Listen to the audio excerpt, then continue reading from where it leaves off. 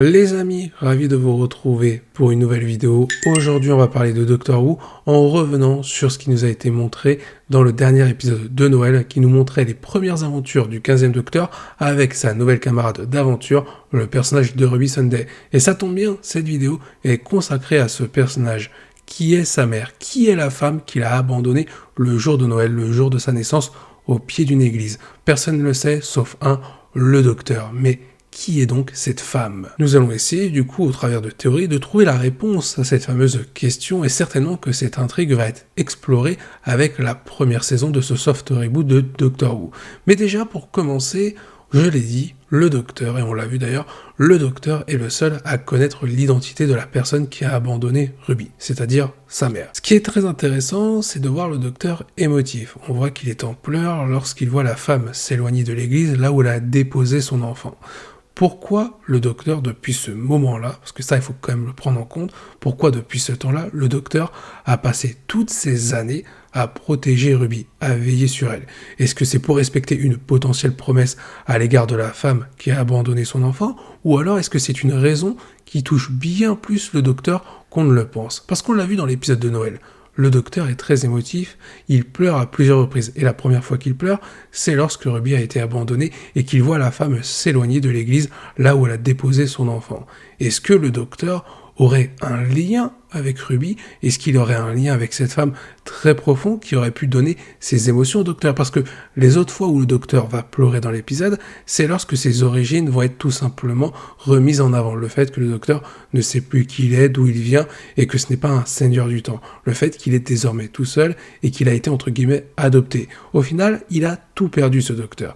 Et à chaque fois qu'on a vu ses émotions, le voir pleurer, c'est quand son histoire est rentrée en corrélation avec l'histoire de Ruby qui présente des similitudes. D'autres éléments troublants vont s'ajouter à ce mystère. Le fait que le Docteur soit présent le soir de l'abandon de Ruby. Comment se fait-il qu'il soit là pour cet événement? Vous allez me dire, c'est normal, le Docteur, il veut faire le bien autour de lui, donc peut-être qu'il voulait aider Ruby et cette jeune femme qui a abandonné son enfant.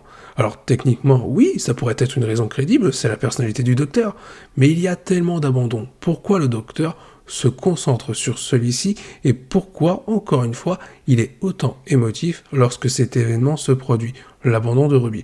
C'est vrai que la question peut se poser. Pour moi, il y a un lien avec le Docteur concernant cette femme qui a abandonné Ruby. Et je pense qu'au final, il y a un lien aussi avec Ruby. De plus, comme je l'ai dit, le Docteur est un personnage qui veut œuvrer pour le bien, sauver tout le monde, essayer de sauver le plus de personnes possible et de les rendre heureux.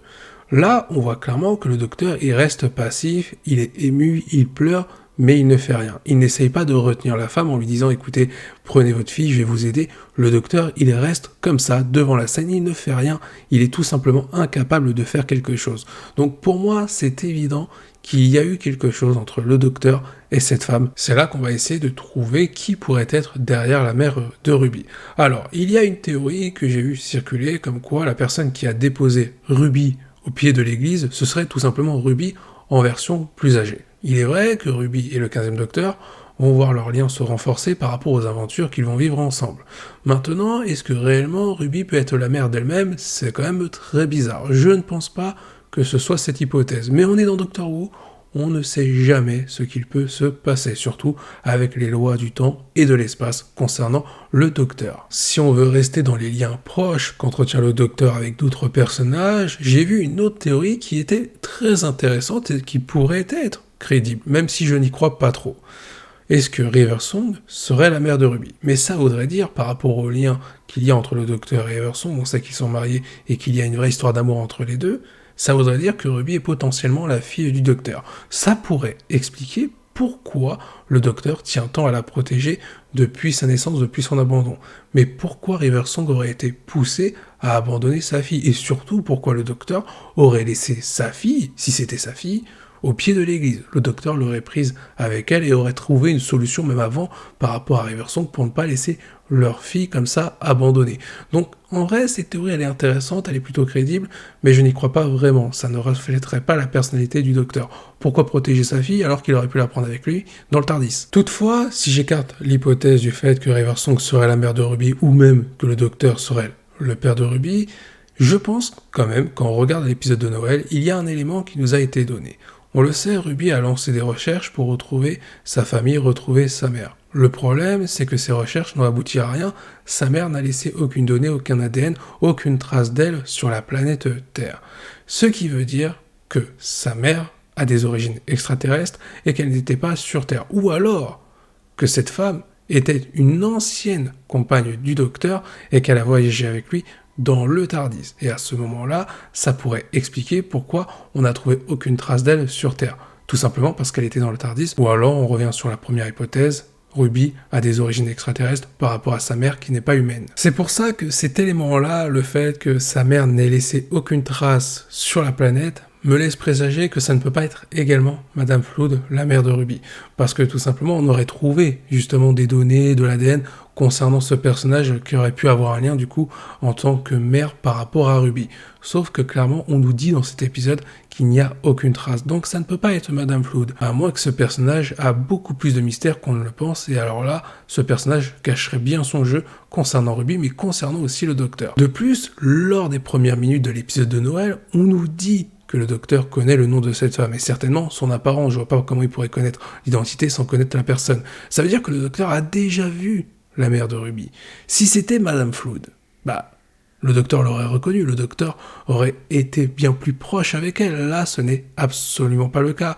Donc ce n'est pas Madame Flood. Si Madame Flood doit avoir un rôle dans la suite de Doctor Who, ce sera pour complètement autre chose.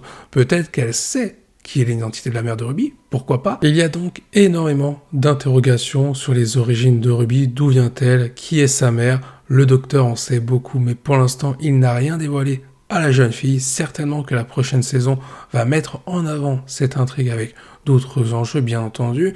Donc on a tous hâte de découvrir cela, de découvrir qui est réellement Ruby, quelle responsabilité elle va avoir aux côtés du docteur, et pourquoi le docteur ne lui dit rien concernant ses origines. Parce que c'est ça qu'il faut retenir. Pourquoi le docteur fait tout pour la protéger sans même lui dévoiler la vérité. Le docteur doit avoir une très bonne raison à cela. Sur ce, il est temps de s'arrêter là pour cette vidéo. N'hésitez pas à donner votre avis en commentaire, je compte sur vous. Je vous dis à la prochaine, portez-vous bien et n'oubliez pas que la volonté du KT soit avec vous.